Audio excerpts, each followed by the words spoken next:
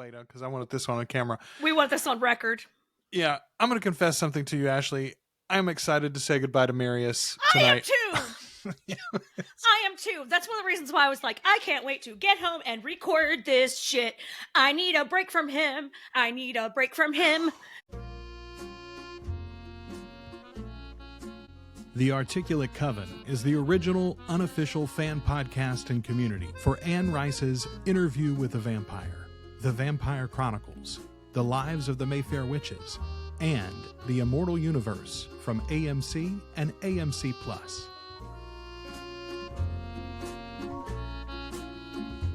Well, okay, here's what's crazy, though, is we basically we didn't take a full 2 weeks because we're recording this one a little early for the holidays and everything, but we took almost 2 weeks in between talking about Marius and thinking about Marius to do movies, and I thought that would give us that break.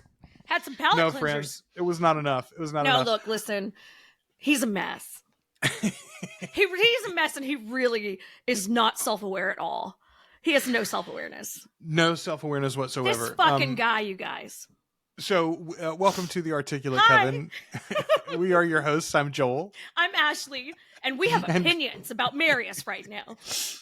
We are the Articulate Coven. We're the unofficial fan podcast and community for Anne Rice and her Immortal Universe. We cover the books, we cover the movies, we cover especially the AMC Plus TV series. Yes. Interview with the Vampire and Mayfair Witches, and in 2025 Talamasca as well. So that's what our day jobs are here. Tonight, specifically, we're going to be turning the page and closing the book on Marius and his book, Blood and Gold. We're going to be talking about part 4. Blood and Gold's going back on the damn shelf for a few weeks, kids. We need a break. Going to be talking about part 4 and part 5 as we discuss Marius and Bianca and Marius and Akasha. Those are our relationship breakdowns for tonight. That's the way we've been discussing this book. I think Marius is inevitably tied to these people that we've connected him to in this book. With the one that we didn't mention and the one that we haven't done a chapter on because it sort of takes place in a different book is Lestat and Marius. Mm-hmm. And Pandora and Marius. Yeah, that's true. That's true. Although that takes place in her book as well. Total books of that, and we've covered those. Yeah, indeed. So I think these two women that we're going to talk a lot about tonight are two of the more interesting characters that Anne ever created, honestly. And Bianca especially, I think, does not get her due in the overall arc of the Vampire Chronicles. We don't meet her until this book, really. She's mentioned, I guess, in Armand's book, now that I think about it. Yeah. But she doesn't... Is she mentioned at all in Pandora? I don't remember her being talked about. No, we don't talk about her at all in Pandora. I mean, and I guess if you think about it, in the scenes where she and Pandora cross paths, they don't speak. Mm-mm. Like, Bianca knows who Pandora is, but not vice versa. Yeah, I'm sure she can smell her, but I mean... Well, I mean, I think she can smell somebody who's been duped by Marius for perhaps too long already, right? God bless. Yeah. The poor Bianca. This is truly some of the worst of Marius, I think. He's real bad. He's real. So, okay, let's jump into this thing right off the top. So Bianca has already played a part in this story so far, right? And sort of been cast aside by Armand, but at the conclusion of our last episode, when last we left you on Blood and Gold, Marius had been roasted by Santino's group from Rome. Roasted, toasted. Armand had been stolen. Lots of the other boys had been taken as well. And so that's where he was. He jumped out of the palace flaming and fell into the water because he realized he was actually going to burn to death if he didn't. Yeah. We've talked about it a little bit, but like, again, just a perfect example of how throughout this book, his own pride and own self-confidence is like, yeah, at any point you could learn this lesson, sir. Yeah. You've been learning. You could have, it's been thousands of years, sir. You could have learned this lesson before now. Anytime, any of the 800 times that something shitty like this happens. All right. Here's my first note. Marius is so damn thick sometimes. He's convinced that Bianca doesn't know what he is. And yet he's basically been hanging around her for like a decade. Yeah. Going, I've got a deadly thirst. One time he literally said, I'm going to drink your blood. And not aging. Yeah. Like, he's just hanging out with you, straight up not aging. She's seen him have extreme power, be able to like get into a crazy place where he shouldn't have been able to get into, Mm-hmm. et cetera, et She cetera. saw him save fucking Armand's life. Right. Like, you just Right. brought this. Armand was dying. Now you showed up and suddenly he's well. Yeah. and a little weird again. now. And only hanging out at night now. Huh. Sus. A little sus. Feels like there's a word for that in lots of cultures. Yeah. Even we'll in learn it later. Bianca's. Yeah. So, but he says, I love that in his Rolodex, his first thought is to go to a dude. He's like, oh, I'll call my new Talamasca friend. Yes. And he's like, nope, can't do that because he's already gone. Of course he's gone. I told him to leave. Good. Shoot him away.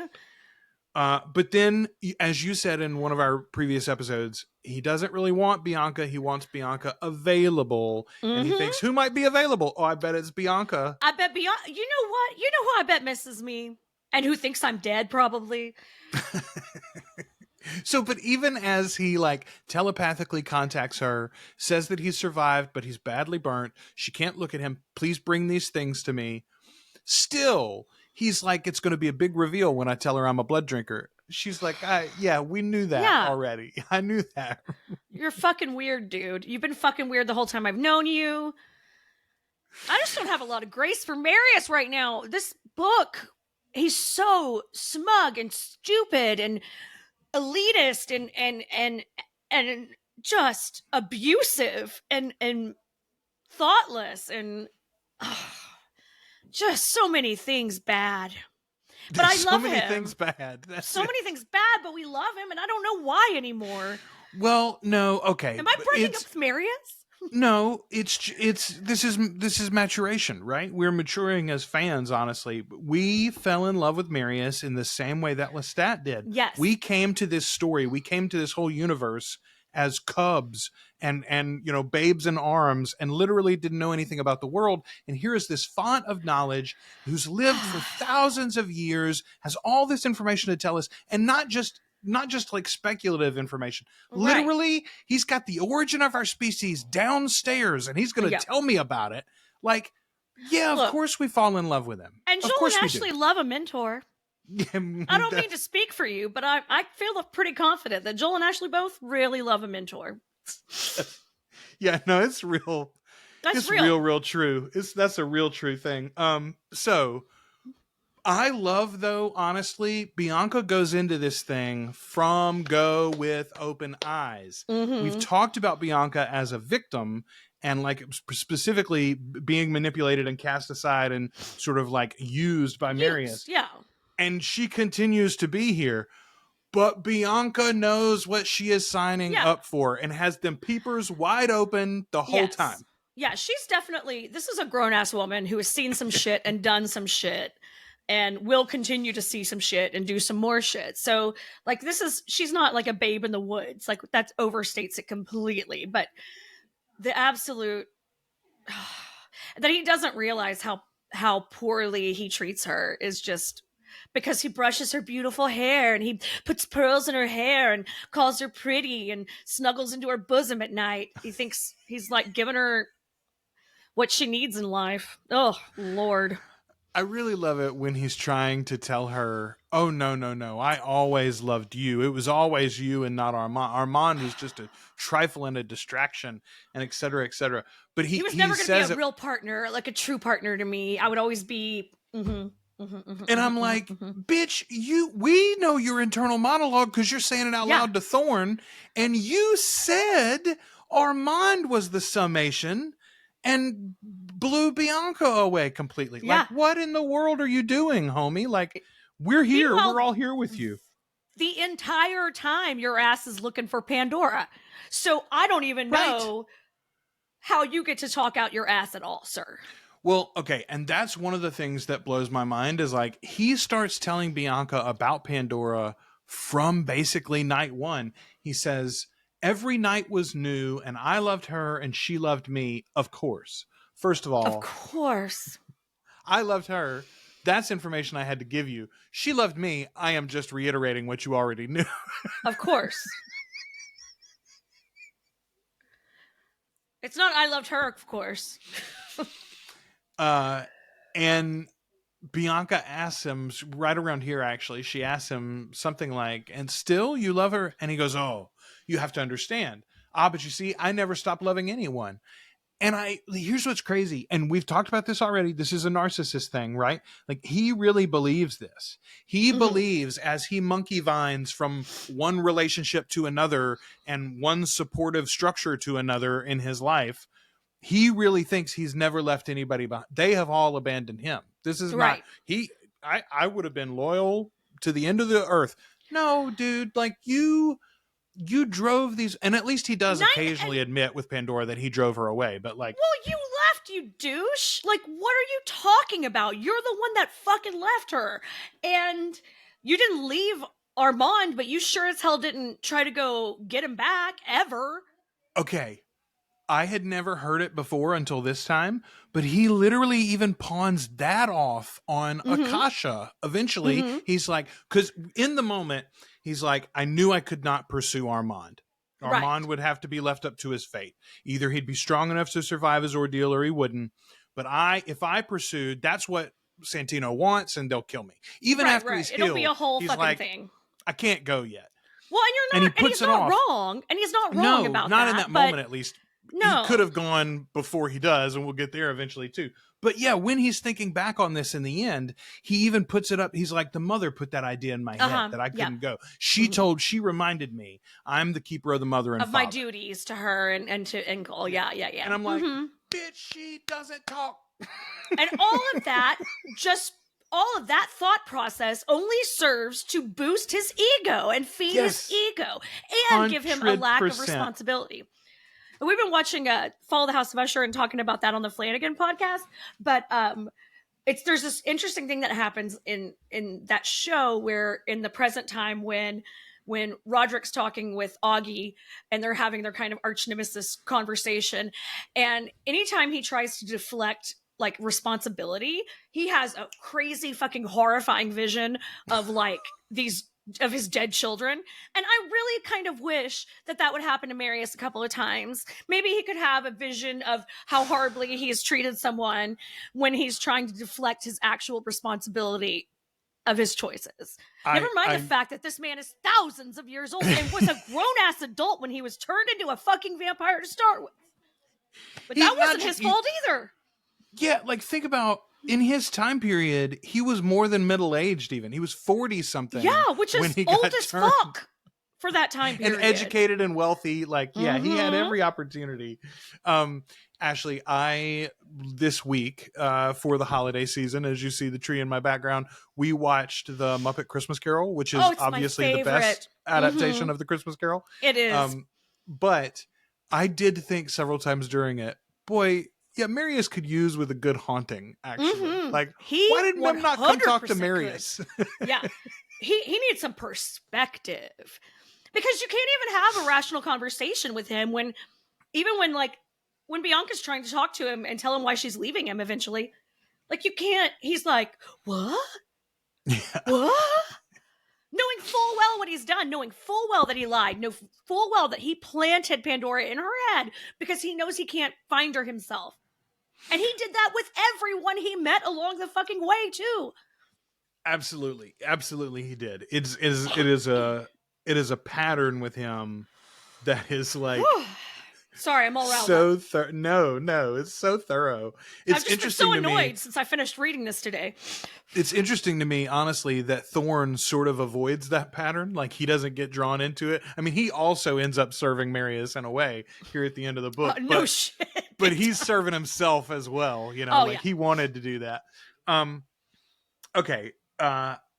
Well, let's just talk for a minute about Marius's plan once he gets Bianca. So first of all, they spend a few days in town healing up enough so that he can travel. Just eating folks. Yeah. Well, he's such a dummy. Like, he turns her and then realizes he doesn't even have enough blood to turn her. He's like, shit, we gotta go. Let's hurry. Considering how he doesn't know what he's doing, and considering how many times he fucking drained and refed Armand, trying to turn him. Like, I wasn't sure, so I just kept going over and over again. Like, well, it turns out he basically does that with Bianca too. They just have to do it over like a few nights almost, basically, while he slowly comes back to health. But then they eventually get to a place where he can travel. He tells her, he's like, I'm going to take you to this place. Mhm. It's safe. It's secure. But like his plan is to go into the bomb shelter bunker. Yeah. Yeah. Yeah. And there's not people anywhere near there, so he can't hunt. And I mean, No, I guess he knows, like, once I start drinking from the mother, like, we'll be okay. But like, again, like, He's what not if sure the mother she's gonna let him? okay, never mind, because at least he's probably old enough he could stay there in the cell with them and recuperate eventually on his own, sleep for 150 years or whatever. But like, he brings Bianca, and I kept thinking he doesn't know whether they're going to allow Bianca to be there or not. No, like, they might just kill her when they walk in the door. Thanks for the ride, B. Bye. Sorry. Oh my God, for real. Jesus, yeah, you don't even know what you're going to get when you walk somebody in there. And I mean, Bianca never really complains about it either. They stay there for like 100 years. And eventually they do start going out some, but they keep coming back to the shrine. They live in that shrine with no contact with the outside world for a century. He leaves her there sometimes to just hang out by herself. With these marble stature. Two creeps? Are you kidding me? Like Cthulhu monsters, basically. Like, this is not a good boyfriend. He's the worst. I don't know how to tell you, man, but your boyfriend's a dick.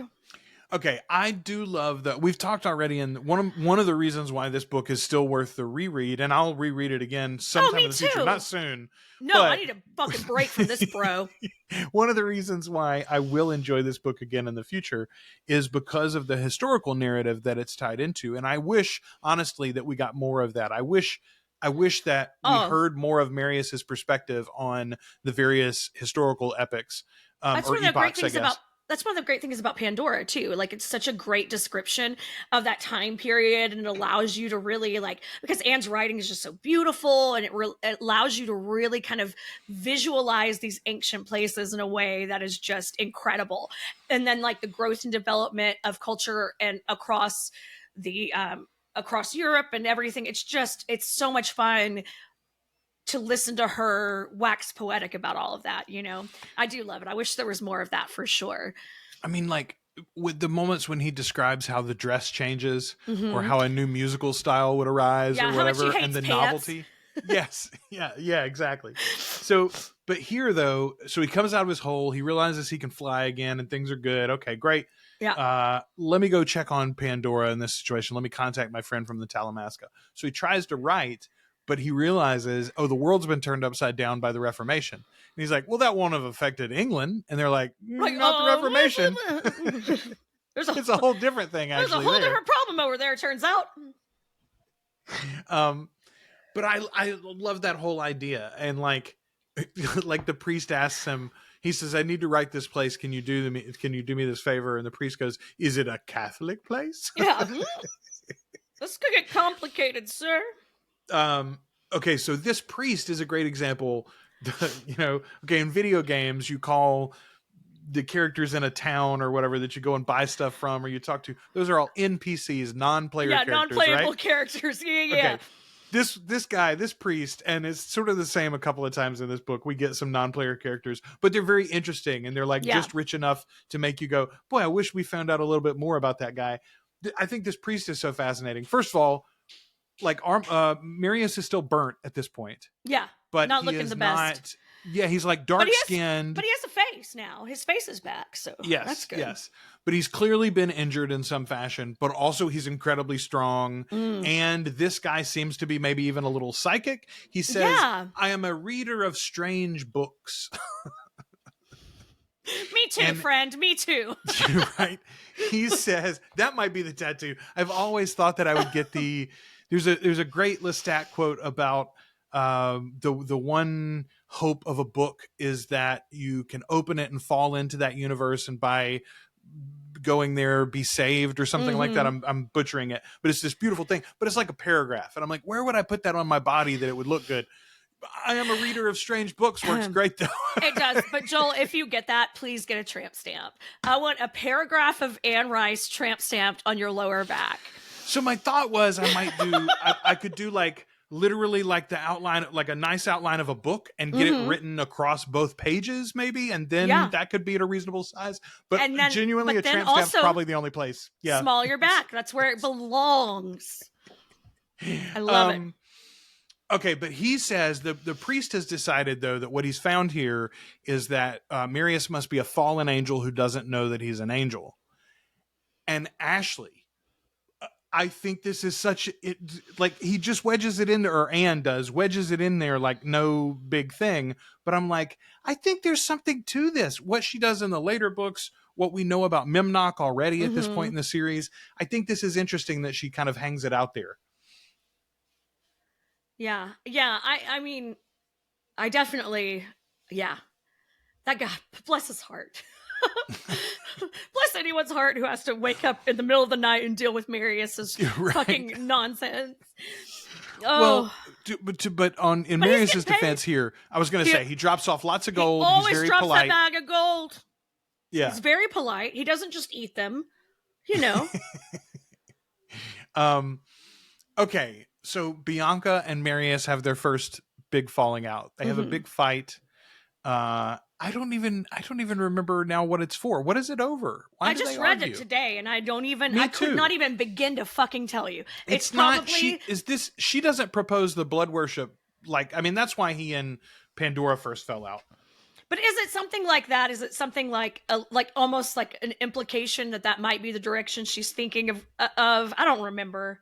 I'm pulling it up right now. Let's see. But Bianca Soldarini. Oh, she's so lovely. Poor lady. She really is, man. And misused. Hang on just a second. Just done a little dirty. Like, no woman wants to be a stand-in for another woman. No person wants to be a stand-in for another person in their romantic relationship. No. And that is the whole vibe of this thing here. It's like, I can't have who I truly want. So in the meantime, I'm going to hang out with you and hope for the best. Yes. It's she tells him the reason they fight is because Bianca tells him that if he would have just brought Santino and the other fools or dealt before with the queen. Well, if you just showed them the mother, their religiosity would have evaporated. They would have gotten it. Yeah. And he's like, are you crazy? The fuck they would have. Now, that might be a valid point when it comes to Santino. Lord only knows what he might have tried to do. I mean, maybe. And Bianca agrees with him eventually after that. But Ashley, he literally just tells her, pack your shit. Yeah. Get all your shit and get it together. And then grabs her by the scruff of her neck, effectively flies her halfway around the world and pick a castle, bitch. I'm about to drop you off. Don't even worry about it. And then leaves her for a while and then pouts. And he's like, oh, I shouldn't do that. And he goes back. I'm lonely. And I mean, of course, she's like, I'm so sorry. I understand your perspective completely. Yeah. But this is the equivalent of a parent on a long car ride pulling the car over and being like, go ahead and get out and walk. Don't even worry about it. Or the first fight you get into in a marriage, you get served with divorce papers.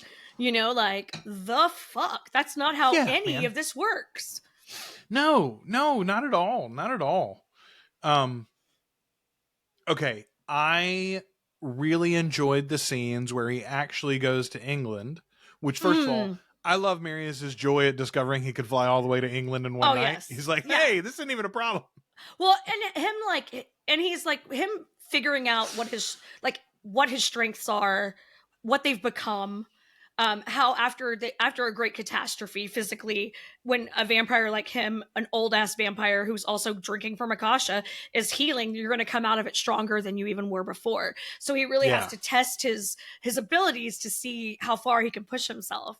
And I think that's all very fun. Though nothing is as fun with Marius as it is with Lestat or even Armand. Everything with Marius is just so overwrought and just I had to suffer to discover it. It's just. Well, and he's patting himself on the back the whole time. That's my thing is Lestat would be, as he'd be like, what a savage garden I live in that I can fly from here to there or whatever. Sure, But he's Marius is of course I was excellent at flying. I always had been. Why did I think it would not be now? I had excellent political skills to talk my way into this castle too, of course. Yes, exactly. Never mind the fact that they're like, a vampire's at the door. Hell yeah. They just let you right in, you asshole. But I do love, see, and that's another, and this is genuinely, I hope that the Talamasca series, one of the things that they eventually do is show us some stories from history. Show us this organization having hundreds and hundreds of years of adventures and interesting things. Yeah. Just give us glimpses. And seeing, you know, characters in that run across our vampires and our, you know, our mummies and our whatevers, you know, like I want to see that, even if it's just like we see Marius leaving the fucking mother house in the middle of the night. Like we just get a glimpse of the red cloak. Like that's the kind of Easter egg I'm looking for. Yeah. Well, or even just, okay. So in the interview with the vampire series, one of the first things, this happened in season 1, Daniel Malloy is walking around the penthouse where most of this modern story takes place, and he's admiring a painting. Right. And another character comes in and says, "Oh, that's such and such by Marius de Romanus from the such and such year or whatever." And you're like, "Oh, I know that. And oh my goodness, they got a Marius painting, right?" It could literally be just that simple. Yeah. Here's somebody's turning the files or closing the door on the big thing where they've got all of Marius's shit, and we see his name. Here's and we a painting hear of his Claudia. name. You know, like exactly. Yes, exactly. Yeah. But it has so much potential. Here's something that makes me hopeful about that, just in general with what AMC is doing. I know, and we'll give everybody a little tease, they bring the Mayfair files into that show in season 2. We see someone reading them. We hear them read aloud. They're actually bringing in the Mayfair files. So like, there's hope. There's hope that this all may Someone come may to have fruition. read a book in the off season. Read a book. Well, it's like we talked about. The second and third book are shorter than that first one. So. That's right. Well, and we know Harry Hamlin didn't read it, but somebody else might have. So I love this whole scene with the Talamasca, though. I think it's really cool. I also love the idea that, like, there's a bunch of psychics in this building. They knew he was coming. Like, the guy at the gate, I'm sure already has been told, "Hey, there's a vampire coming, and I know you're going to freak out when he gets here." He's flying this way, actually. It turns out. But he's honorable. We feel pretty certain he's not going to kill us. Like, let him in, and we'll figure out what we're going to do with him or whatever. Maybe he'll tell us his stories. But then seeing Raymond Gallant as an old man, I think is kind of cool, you know, and the idea that like a whole lifetime went by for him and Marius was just having a long sleep, basically. Yeah, well, I mean, Marius, it's not like Marius was having like the time of his life or anything. You know, he's dealing with this like burn ward nonsense, but it is really interesting, and I love, like, this is the kind of shit I love. This in all of the books. Anytime we drop in on a mother house and we're gonna spend some time, like one of our vamps is gonna spend some time with the Talamasca and have some conversations. We love David Talbot so much. We love Aaron Leitner. You know, like, these are awesome, fun, interesting characters, and Raymond Gallant is too. Like, I would want I'd watch a whole show with him in it. You know, like, I would. Okay, the thing that struck me is, like, I don't know about you, Ashley, but I enjoy nature documentaries, right? I like getting great footage of tigers and lions and bears. One of the reasons why I like that footage is because I know the people who captured that footage for me are putting their lives on the line by trying to study these creatures creatures that are fascinating and beautiful, but also deadly and dangerous. Yes. Imagine if the lion could talk and reason and could tell you about his hundreds of years of existence. That's what these people are. They're like, well, I got to be in the room. I might get eaten. Right. But How could you not want to be in the room? It's like it's like blasting off into space if you're an astronaut, you know, like, you might blow up, but what the fuck? That's what you're there for, you know? How many people have ever been to space? Exactly. And I love that it's like, literally all of the levels of the members show up basically to hear him tell his stories. They're all let's all be in the room. A lecture up on the South Tower. Yeah, but I mean, genuinely, you got to think about it. Like, every single one of those members would go, if they stay in the Talamasca, which I think most people do, it's like they'd spend their whole career telling about the night they got to meet Marius. Absolutely. Absolutely. Get a lot of free lunches on that story. I was about to say, you're eating out on that for a while, my friend. Yep. Getting some high quality whiskey pours to have a convo about that shit. Okay, this got me. We talked about this in the Pandora book specifically, but I adore the idea that the Talamasca members, even very high-ranking ones, like Raymond Gallant at this point, comes off like he's a very important, like maybe not Director General, but he's a very important member of the Talamasca. He's an elder, like, yes, and definitely by the time we come back to him here. But none of them know how or why they got started. And they ask Marius specifically, they're like, hey, do you know why we exist? It's the same. Well, they're on the same quest that Lestat was. It's so funny. Yeah. Like, they don't know their own origin. So the actual elders who, like, when we think about David Talbot and Aaron Leitner, for instance, in the other books, we think of them as elders of the Talamasca because they are old men. Yeah. That's not what we mean here. When I say elders, I mean the ruling body of the Talamasca are referred to as the elders. Okay. In none of the books, really, I say that. In none of the regular books, the last trilogy, you meet some elders. The elders have already been mentioned in the Talamasca series, in the synopsis and things. I think we even know at least one of the cast members that's been cast is an elder? Quote unquote elder. I think so. I think I remember that. So I don't know that we're going to have this same mystery in the show for the viewer as we do in the books, and honestly, that's not revealed until those final trilogies, the three final books, Prince Lestat, Realms of Atlantis, and Blood Communion. Those are the last three books. This does get wrapped up and does have a place where it's going. So the series writers can know. I wonder if they're going to tease this out. I hope they do. It's an interesting aspect of that organization, Yeah, I just always think it's fun to have a little side quest with them. Like because it's what like I would probably in this world, it's what I would want to be doing. I probably wouldn't get to be a vampire, but by God, I'm creative and curious, and I could probably study them pretty relentlessly because I have ADHD and I love to hyperfixate. I mean, we're doing it on these vampires anyway, and they're not even fucking real, Joel. We're basically the Talamasca ourselves. We are always here. We watch and we are always here. Okay. This dude takes Bianca away from her, lovely life as a poisoner in Renaissance Italy, and drops her for 100 years in a cave in the Alps. Yeah. Then he's like, hey, I got an idea. Let's go to Germany. Yeah. Let's go to Dresden. Know what? I've decided it's time for us to live in a house again. And he just hangs out with her for 20 years. 20 years they wait for his girlfriend. She's been begging him. Can't we go somewhere else like we used to? It was so much fun. You were a vampire then and had friends over. We could do that. We don't have to live in this crypt. Here's what gets me too. As soon as he gets to Dresden, that's when he's finally like, all right, I got to get serious about letting her drink from Akasha because I'm going to drop this bitch off at some point. Yeah. So. Yeah. It's really cute that he pretends like his intention was always for all three of them to live together happily, even though he never mentioned any of that plan to Bianca.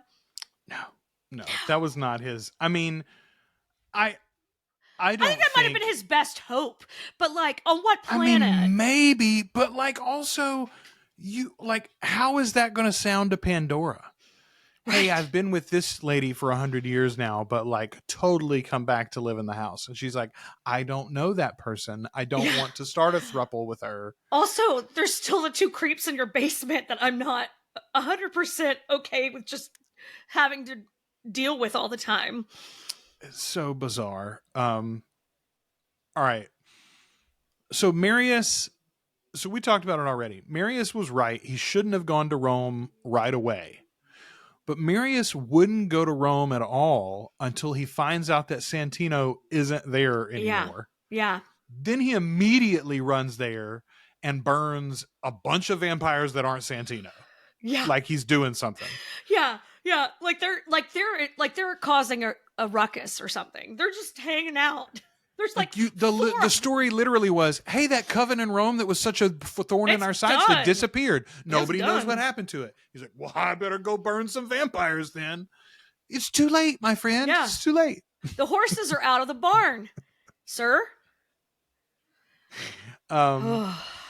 Okay, he hears, this is something that I'd never really paid attention to before. I'd missed it, I guess, in previous reads. He hears a story from one of those vampires in Rome about a woman who appeared suddenly in the middle of the coven, looked like she was made of marble, walked through the fire to prove it couldn't hurt her, and then basically killed everybody and like blew up the coven. That's why the coven fell apart, was this woman showed up. Okay. When I'm listening to it in the moment, I'm like, holy shit, Akasha left the shrine. It's not Akasha, though. It's Mahare, right? Oh, see, it's Maharet. I assumed it was Pandora. Well, but she wouldn't be marbled. Like, she wouldn't have survived the fire. Marius got burnt. That's true. Yeah, it has to be one of the older ones. One of the olders. Of the women that we know. Like, Makare doesn't have a tongue, so she couldn't have spoken to them. She wouldn't be talking. No. So I was thinking, oh, that's like, maybe that's a little precursor to show us that Akasha isn't just as asleep as she was. I will say, and Akasha was our other relationship here. So here's one of the things. I think she's got more agency than Marius ever acknowledges. Oh, agree. He leans on it when he needs it, and then forgets it or dismisses it when it's not convenient for him. But like, she opened those doors for him. Like, she did that when he couldn't get into the shrine. She fed him so many times when he wouldn't have survived otherwise. Like, but also he even hints like, what if she brought Pandora to me in the first place? Yeah. And that's a whole thing. Pandora even says that she thinks that that's what happened, and because he was lonely and needed a companion. He needed someone to be with him through the ages. Otherwise, he was going to lose his fucking mind. Yeah. I just, in my read of this, and that's why that scene jumped out to me this time like never before. I'm like, they would have noticed if she ever left the shrine. Also, she wouldn't have looked like a statue, et cetera. But that's very interesting. I don't know. Like, I guess I didn't really even flag that at all when I was reading it. As being something unusual, but you're totally right. Is like, the timeline's not right. Like, Mael would not have found Maharet by that point, I don't think. Right? Yeah. Because I'm like, how would Maharet even know about this coven to go be annoyed by it and do something about it? It's like, oh, well, maybe Mael told her. I don't know. Anyway, I think our queen bitch came down and stomped some Roman Catholic ass. I love a little mystery like that. Who knows who it was? Who knows who it was? Well, and that's a story for another time. Well, fuck Marius, though, because he's like, I have my suspicions, and just leaves it at that. Like, don't even say what your suspicions are. Come on, Anne. Why are you teasing us like that? Because she thought she would never die, and she thought she was going to have so much time to tell every tiny story she referenced in these books. That is absolutely true. She's always leaving herself another out. I firmly believe that. Yeah, leaving herself little breadcrumbs to come back to. Yeah, when my editor is bothering me, I can be like, all right, fine, I'll tell that one. I'll tell. Okay, so finally, Marius, they've been hanging out in Dresden waiting, and they feel it. Okay, somebody is in town. And then Bianca comes running in, and she's like, I saw her. I saw her. She's here. Okay. Marius plays this literally from top to bottom. He plays it wrong. He plays it wrong with Bianca. He plays it wrong with Pandora. He plays it wrong with Arjun. Yes. Like, he fucks up every phase of this potential reconciliation here. Yes. Yes, he does. The worst part to me is this line. She says, what are you talking about? I'm not going with you. And he says, you are mine, and I have you in my possession again. And then he backtracks. He's like, that's not what I mean. What do I mean to say? I don't mean possess. Why do you make me so upset that I would say a word like possession? I mean to say I can't lose you. But like, why come so strong? Why not start with, My dearest Pandora, I am so sorry. I can't believe how lucky I am to be in front of you again. I'm sorry. I'm so sorry that I literally chased you away and then vamoosed because, I'd gotten mad. Like, Yeah. just start with I'm sorry, my dude. Just start with I'm sorry and then wait. Leave I'm sorry out there for a second. He can't apologize to anyone. He just immediately goes to building this woman her new life. First of all based on suppositions that don't even play out to be true, by the way. You're assuming she wants to hang out with you again. You're assuming that she doesn't like this man that she's with. You're assuming that he's dominating her. Mm-hmm. He ain't. Right. Oh, anyway. It is so bizarre. Fucks it up from go. It's so bad. Yeah. No, I agree. And I love Pandora. I love this character. I think that and so it really infuriates me the way he speaks to her and treats her. And I am so indignant on Bianca's behalf about this whole fucking thing. Like, it is gross to me. I think it is unconscionable the way he treats Bianca. The fact that he lies to her, the fact that he uses her to find Pandora, he's justifying it all in his mind, and he's the hero of this story because he's going to rescue Pandora from this terrible situation she's in.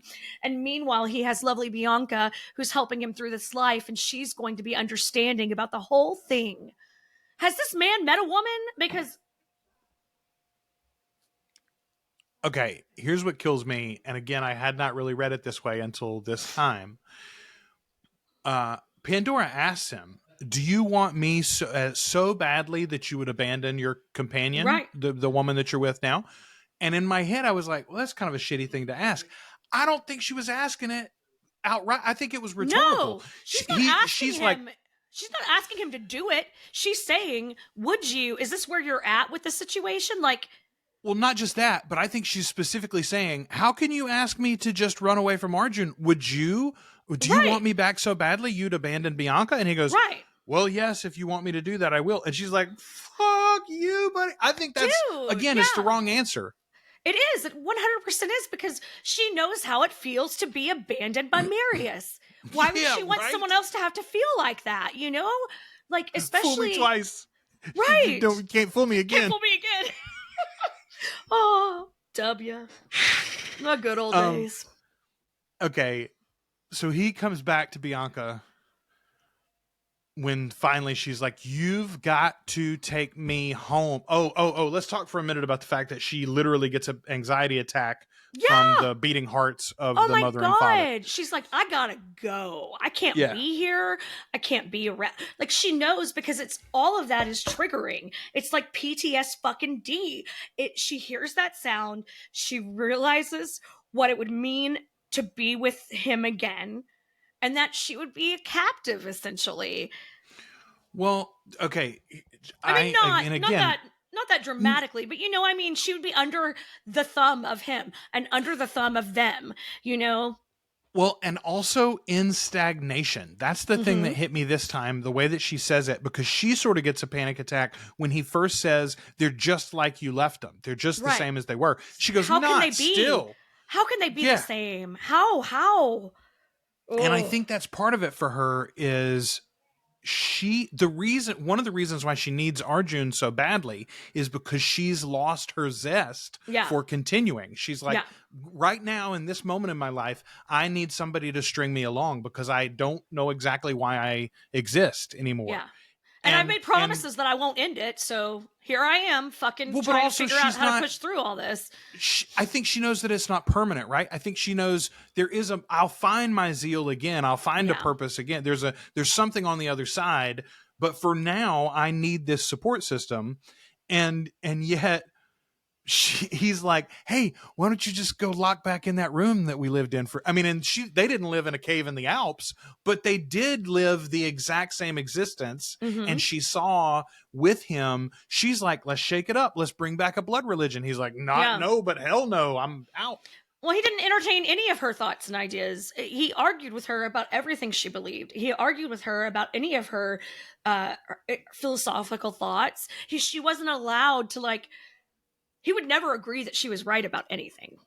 you know, like, and I have been with people like that who are like, everything has to be, and I'm right and you are wrong. And the way I see things is correct. The way that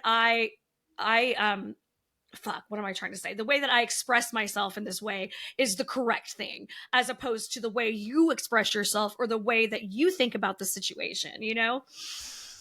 Okay. There's some fuckery afoot. This is a little bit moving ahead, but this brings me to my like summation of my new theory of Marius. Marius is just the kid that never moves out of the house. His relationship with his mother, with Akasha, is not we've said it's not a nurturing one, right? Like, no, Akasha is not a affectionate mother, but it's not a romantic relationship by any stretch of the imagination. Not really, with no. Akasha. But it's steady, and it is secure, and it is reliable, and it is stagnant, which is not healthy. But because of that, he is just still doing things at 2000 the same way that he did them at 40. And it's so different, honestly, from his mortal life. You know, his mortal life, he was a black sheep, effectively. He was on the outsides of society at the time, kind of doing things his own way and, like and enjoying and growing. Cad, you know? Yeah. Like, he was fun. This guy used to be fun. But, you know, it's like wealth and privilege, man. I do think about like the wealthy scion, you know, like the heir of some big retail chain or something. And it's like, well, do you want to keep all of the money? Well, then you need to make sure that you do what mother says, right? And so you build this very orderly life, and then mom dies and there are no more strictures placed on you, but you don't know any other way around it, right? Well, it's like when we talked I feel about, like that's part of his thing. Absolutely. And we've talked about like, I don't know if we've talked about it. I feel like we have, but like when you're in a position of caregiving for someone and they pass away, you really do have this lack of identity. You know, like all I've been doing my whole life is I've been taking care of this woman for thousands of fucking years. Right. Like, I don't know what I'd do with myself now. That's why I'm hanging out with fucking Daniel, helping him make these little miniature houses. I don't even know what to do with myself. I have no compass, no guiding light, nothing leading me into the next thing. I'm alone. I am alone. I am alone. The loves of my life are around, and I can't be around them because I don't know what the fuck I'm doing with myself. Well, and to me, it almost sort of it doesn't excuse, but it explains, like how he reacts to anybody's suggestion to do things a different way. Oh, well, you should have just brought Santino in. Oh, let's start the blood religion, whatever. He's like, but that would evaporate my purpose. Right. Yes. And I'm not going to be the most important thing to these two that I keep. I need them to need me. I need them to need me. It is part of my being is to be needed. So he puts his tail between his legs because Pandora's left, and he comes back, and Bianca, God bless her, wakes up the next night. Love this girl. She comes in to talk to him, and he's, oh, Bianca, I need you more now than ever. I can't imagine. And she says, oh, that is such a shame. Such a bummer. He's like, why? She goes, I heard what you told her, and I'm leaving. Ashley, for 3 nights, he still doesn't believe it's actually going to happen. He's arguing with her steady for 3 nights, but he also thinks that she's just calling his bluff. No, the second she says that, I knew she meant it, because she knew her value to him. Then when someone shows you what your worth is to them, believe them. And she did. She's got the perfect line. She says, and it's just what we said earlier. I understand you, Marius. I always have. Mm-hmm. I always have known exactly who you are. I wasn't certain until now exactly where I stood with you. But now I know. I do now. And it's almost like she doesn't even have any hard feelings. No, it really is. Because I think because he's been honest with her about Pandora and what she meant to her. She knows what Amedeo meant to him and Armand means to him, etc. So she knows those things. She's just like, now I know where I am in the pecking order. And I'm kind of in between these two, and it's weird because you're not going to look for him, but you're hanging out with me. But when she comes around, you want to go there. So like I am in the middle. I am the cream of the Oreo sandwich of your lovers.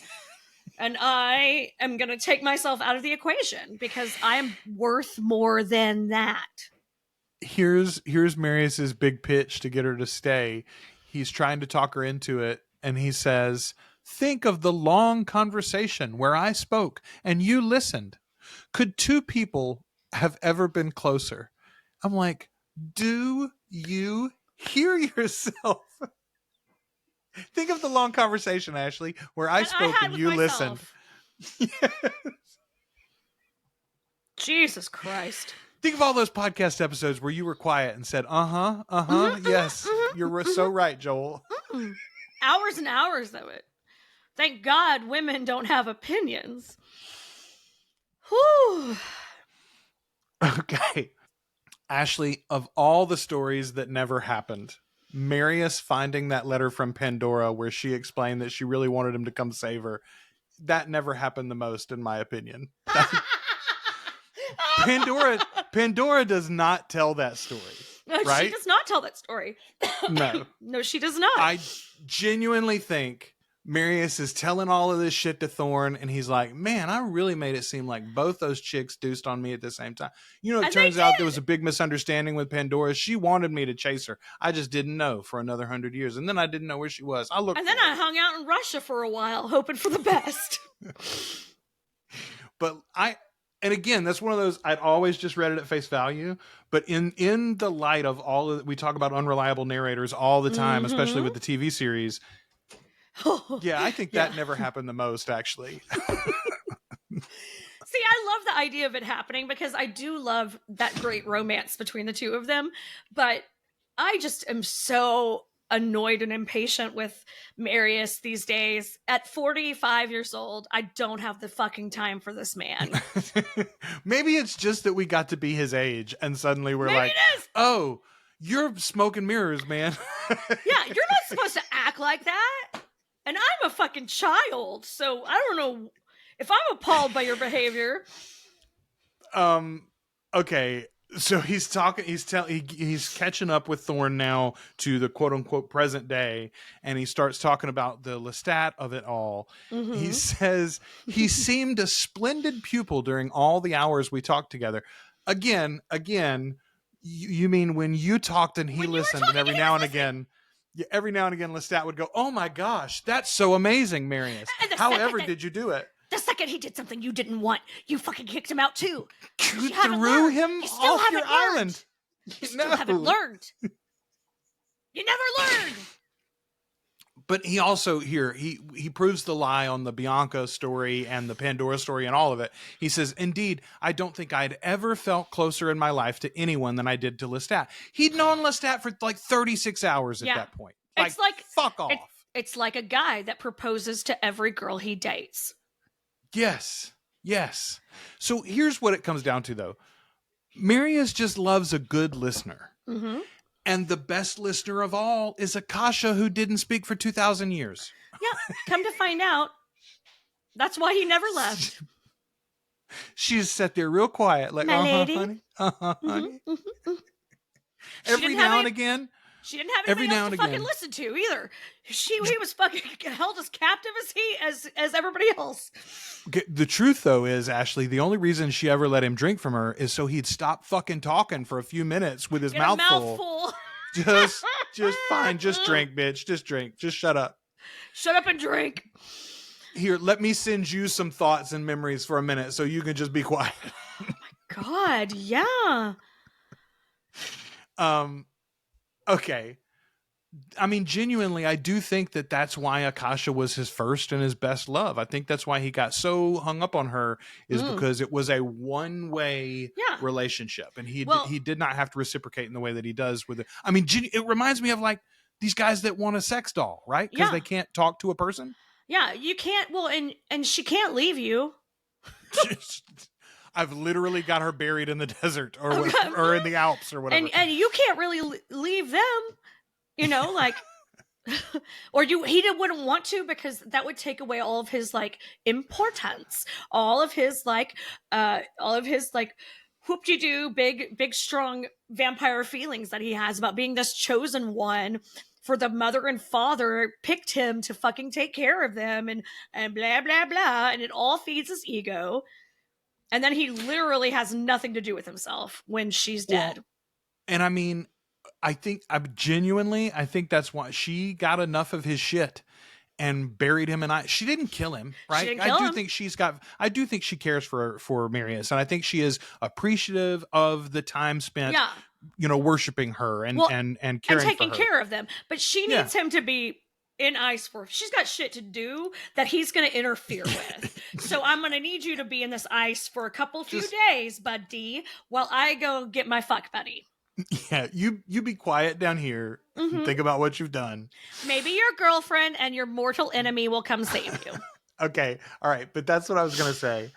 Of course it's Pandora that comes to save him, right? Like, I mean, that makes obvious sense that she would be caring about him and trying to find him once this disaster strikes. Absolutely. She'd want to know where Mary is. There's a great song, "If the World Ended, Would You Come Over?" or something like that. It's so fucking good. I'll have to put a link in the show notes, because it's just one of those, if you've never heard it, it's like a little duet and it's just wonderful. But it's basically like, we're not together, but if the shit really hit the fan, I would need to know that you were okay. Yeah. And I'd probably want to spend that time with you. That's how Pandora felt in that moment. If the mother's going to burn the world, I want to spend these last few days with Marius. Right. And I don't want him to find his end in this fucking ice pile that he's in. That is not the end that Marius deserves. Exactly. He definitely deserves to be slapped in the face, but he does not deserve to be dead in a pile of ice.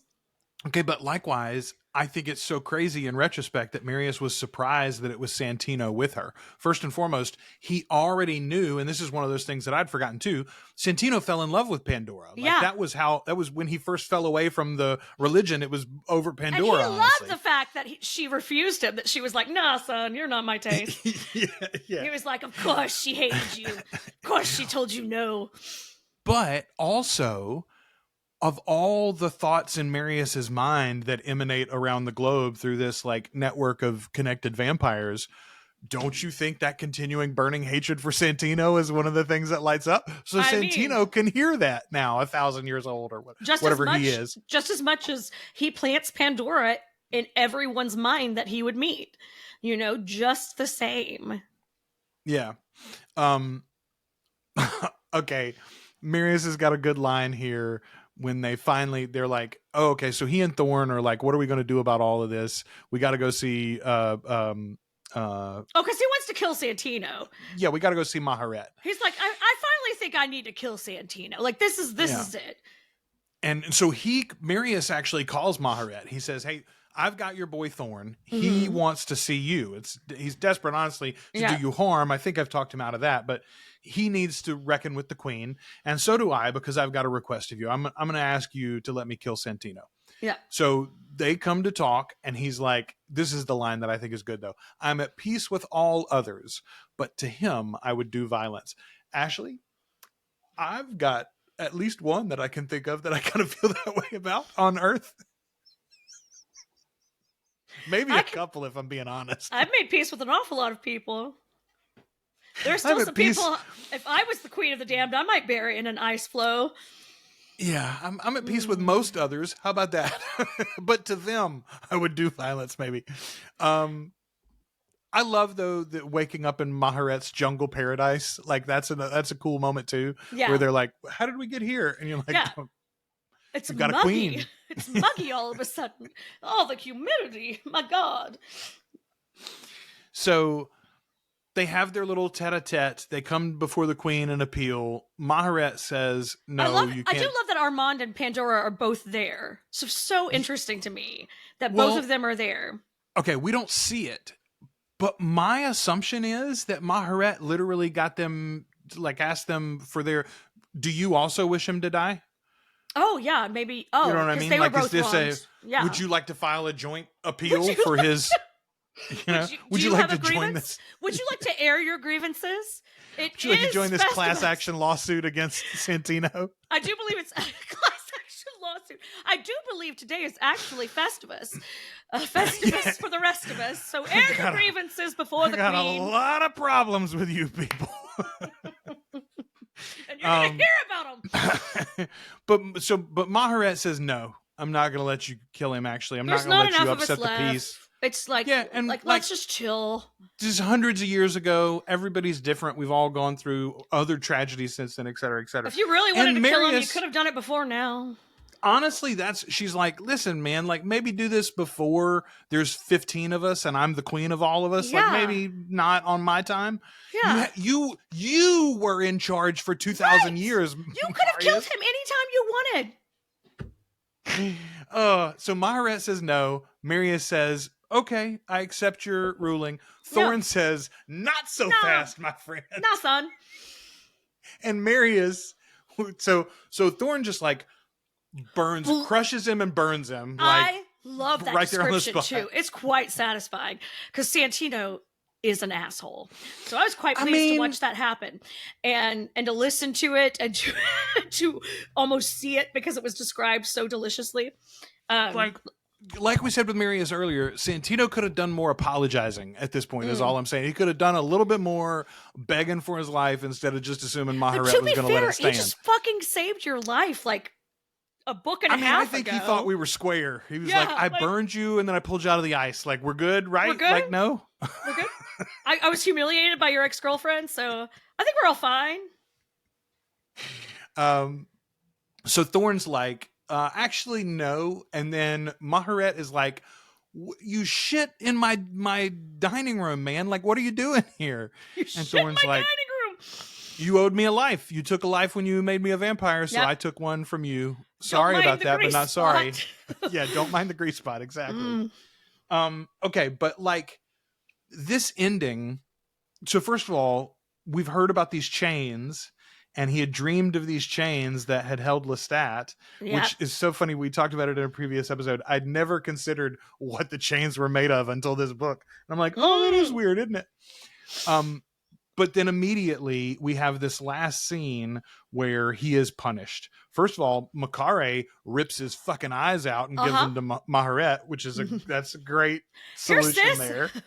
Yeah, and Maharet, she's like, I see real good. You got great eyes, man. Great Thanks. eyes.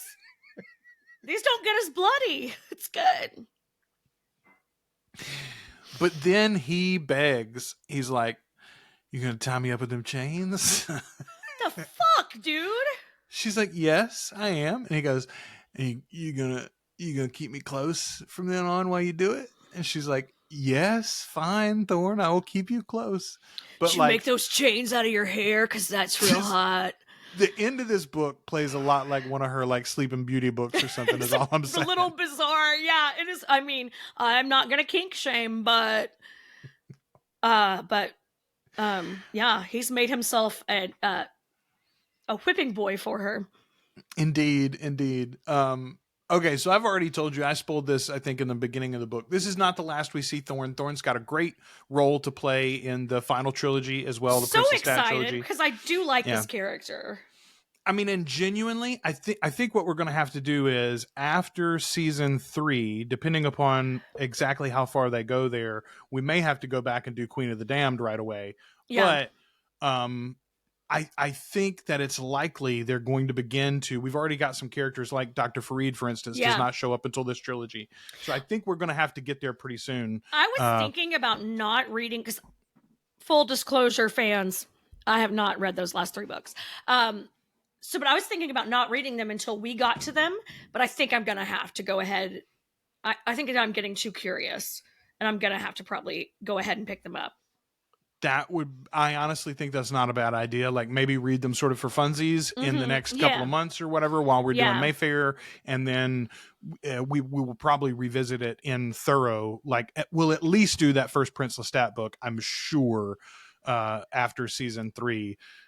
We've got a few others. We've got, what do we have left? We've got the Blackwood Farm and Blood Canticle, which are sort of a twosome. And we've also got Merrick. Yeah.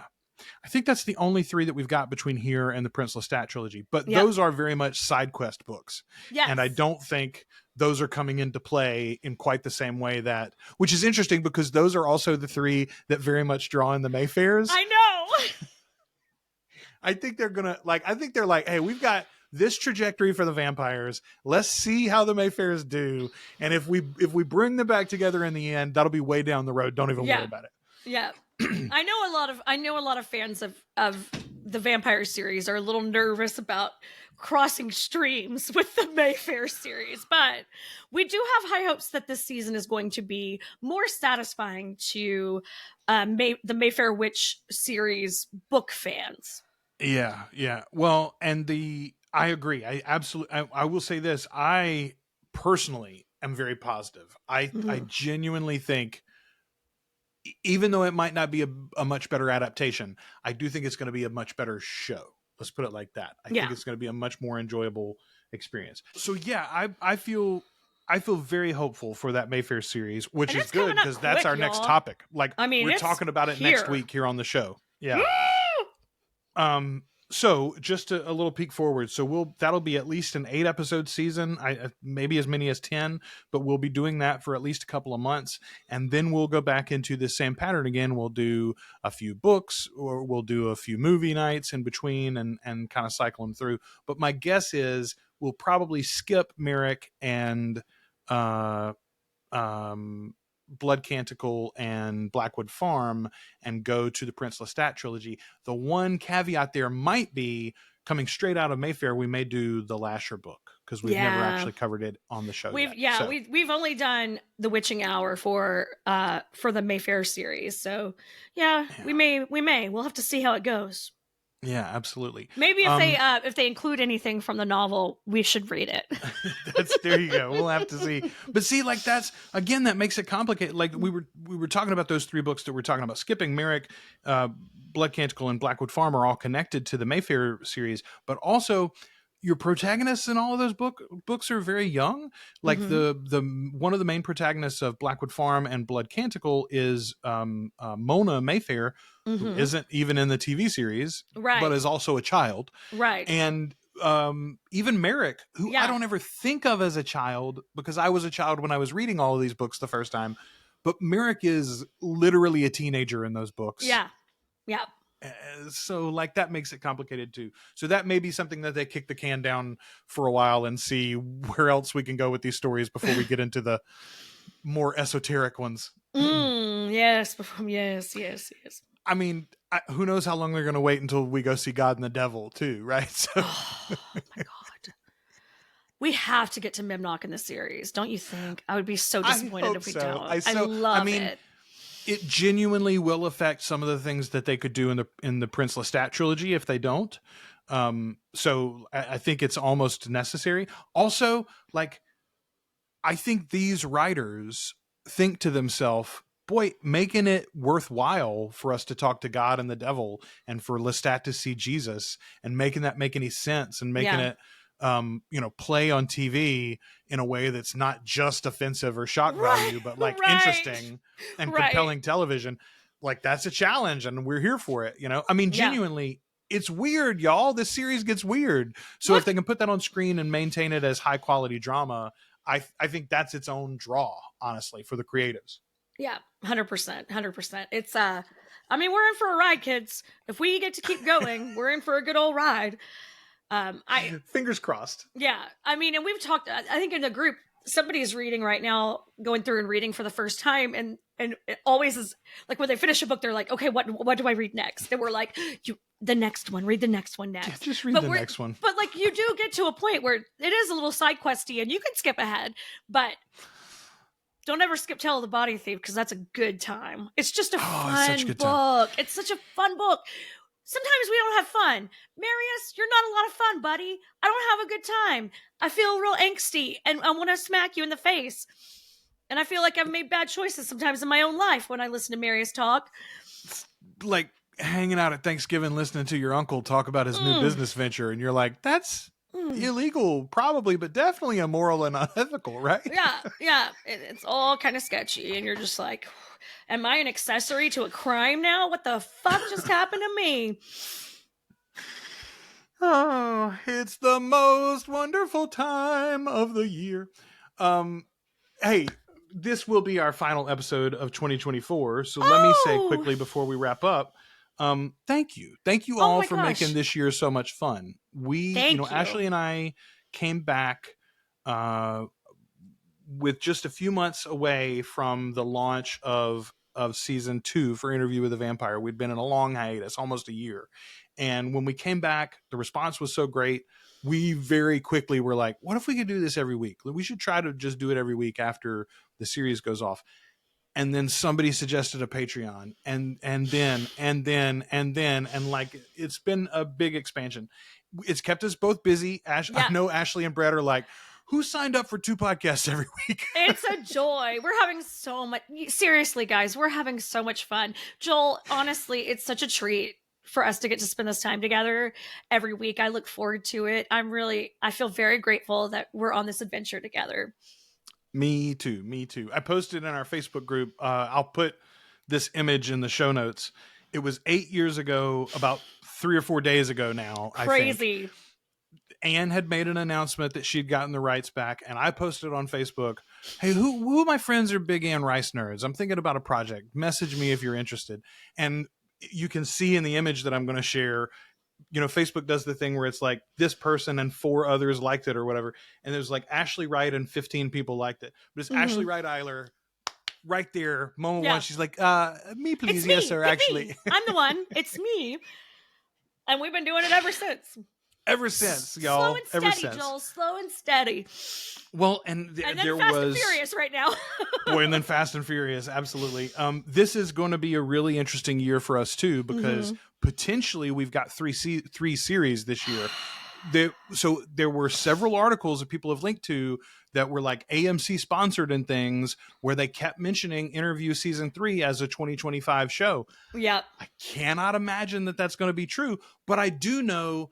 I'm sure that's what AMC would like to be true, right? Yeah. If they could get all 3 of these series to be running annually or close to annually, that would be delightful for them, because then effectively they lock you in all year on that subscription. Right? And so many shows are not so many shows and networks aren't able to produce that at this point. Right now, a lot of shows are taking 2 and 3 years to get a fucking new season up. Like, we'll be waiting for the next season of Bridgerton until I'm 56, I think. So, so it is like, if they can get on that sort of schedule, they can keep engagement up, they can keep subscriptions up. Yeah, all that jazz. So we're here for it. No matter what. Absolutely. We're here for all of it. Even if you are not a particular Mayfair fan, I would suggest giving season 2 a try when it relaunches. Absolutely listen to our coverage regardless. And interact with the social media posts and stuff like that. Even if you don't love it, give them a like, whatever, because I think all of that stuff matters. We're standing up and we're saying, hey, we like this and we do want more of it, and please give us more options to view this kind of content. AMC's made a generous bet on Anne Rice, and I don't think they're ready to retreat from it, but we want them to double down. I want them to renew a couple of seasons in a row so that you get filming schedules that are more reliable, right? Yeah, like, that's what I'm hoping for. And we're starting to see, we're finally starting to see some movement and like awards nominations and things like that. So hopefully our sexy vamps will be on everyone's radar this next year. I mean, looking back, it's hard to remember this, but like Walking Dead was not a phenomenon out of the gate. That first season was a slow build. The second season, they just hung out at the farm like the whole time, basically, right? It was the end of the second season. And really, when that second season made it to Netflix, that's when it started to take off. So like, we're just getting there with these series. We're about to start season 2 of Mayfair. Hopefully we'll get season 3 in 2025 or 2026 from Interview. The 3rd show comes out now with Talamasca. So like, excited. This is our year. Everybody buckle in. Let's support this show and this universe. And thank you to all of you who have been listening to us and watching us. And of course, to our patrons, especially for making all this possible. Thank you all.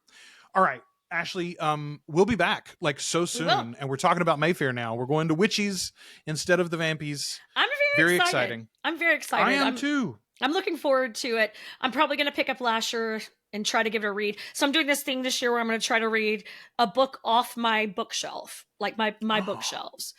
One a week that I commit to reading, one a week, a book off my bookshelf. So we'll see how that goes. But Lasher's on my bookshelf and needs a reread. So that might be one of my early ones. Okay, so we're recording this on the 23rd, and I have, I'm like 4 hours left or so of The Gunslinger, which will be, that'll be my 31st book of the year. My goal next year, yeah, I was pretty pleased with that too. My goal next year is to do an average of 3 a month. I want to do 36 next year. So I like that. Good if goal. I can get there. Yeah.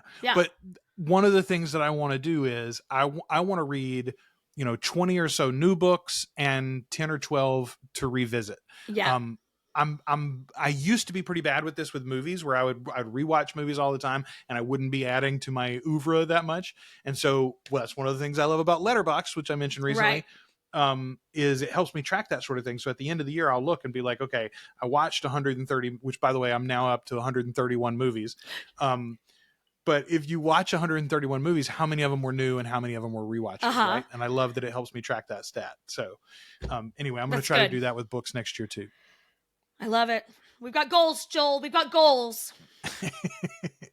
You guys read along and watch along and talk along with us.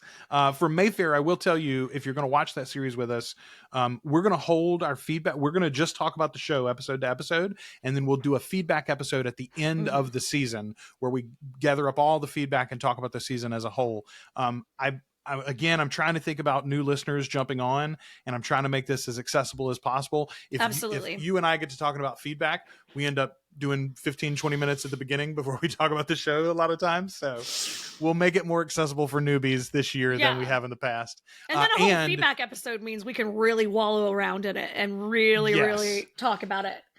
Well, and break down how theories played out or all that sort of thing. But the other thing that allows us to do is it gives us a little bit more time in our episodes so that we can do, for those of you that aren't going to watch Mayfair, and I know some of you are out there, we can break down the plot a little bit more for you so that you know what's happening even if you're not watching the show. Absolutely.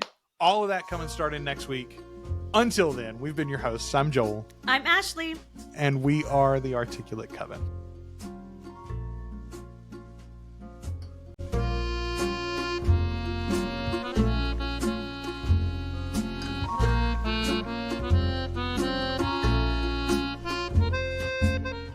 Thanks for listening to The Articulate Coven. If you enjoyed the show, check out our groups on Facebook and Discord. Subscribe to the channel on YouTube. Or find us at articulatecoven.com and wherever you listen to podcasts.